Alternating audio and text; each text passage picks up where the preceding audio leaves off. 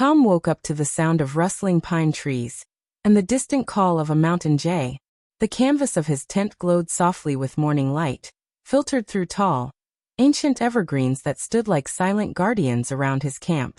The air was crisp, biting even, and carried with it the unmistakable scent of earth, bark, and the faint sweetness of last night's campfire. He stretched, rubbed the sleep from his eyes, and pulled on his thick flannel shirt. His breath fogged in front of him as he unzipped the tent and stepped out into the heart of the Colorado wilderness. Golden rays spilled across the forest floor, painting the mossy stones and fallen leaves with a warm amber hue. The sky above was a piercing blue, so deep it seemed like you could fall into it, and the silence around him was profound, broken only by the occasional birdsong and the gurgle of a stream not far from camp. Tom inhaled deeply and smiled. This was why he came. He had left the noise and rush of the city behind, trading concrete and deadlines for wildflowers and wind. This week he was alone. No phone, no calendar, no notifications. Just his backpack, a few supplies, and the mountains. His campsite sat at the edge of a meadow that opened like a golden bowl between the trees. In the center, a creek twisted through the grass, its water clear and so cold it bit at the skin. Today he planned to follow it. He packed lightly, a tin cup, a folding knife, his journal, a bag of trail mix, and a small camp stove, and set off. The trail was hardly a trail at all, more a suggestion than a path. It wandered with the land, rising and falling through patches of shade and light. Squirrels darted through underbrush, and somewhere overhead, a hawk cried out. As he walked, Tom listened, not just with his ears, but with his entire being. The forest spoke in creaks and sighs, in birdsong and leaf whispers. Every snap of twig underfoot, every breeze through the treetops felt like part of a larger, older rhythm. At a bend in the creek, he found a clearing surrounded by aspens just beginning to turn. Their leaves shimmered gold and silver, like coins caught in the breeze. Tom dropped his bag, sat on a smooth boulder, and pulled out his journal.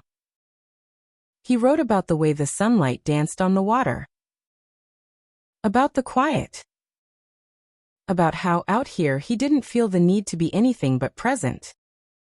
Time passed without notice. He boiled water for tea using the small stove, and sat watching steam curl upward into the cool air. A deer stepped softly across the opposite bank, pausing to drink, then vanished silently into the trees.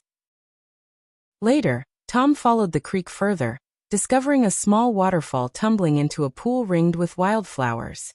He stripped off his boots and dipped his feet into the icy water, gasping at the shock. But then he laughed, loudly, freely. Lunch was simple, a hunk of bread, a tin of sardines and apple.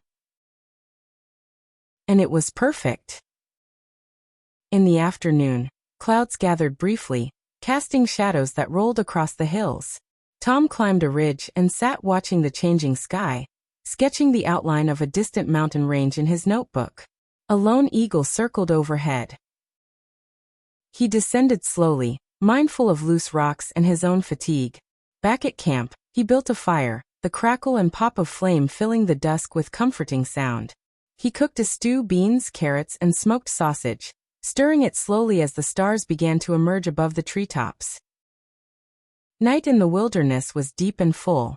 Coyotes howled in the distance. The wind rustled the canopy. And Tom, wrapped in a blanket beside the fire, felt a kind of peace that was rare and unnameable. He wrote again by firelight. I've forgotten how good it feels to be still, to wake with the sun and sleep with the stars, to eat only when hungry, to speak only when needed. I think I'm remembering how to be human again. When the fire burned low, he crawled back into his tent. The earth beneath him was uneven but grounding, and the chill in the air reminded him that he was alive. Sleep came easily. And in the morning, the creek would still sing. And the forest would still wait.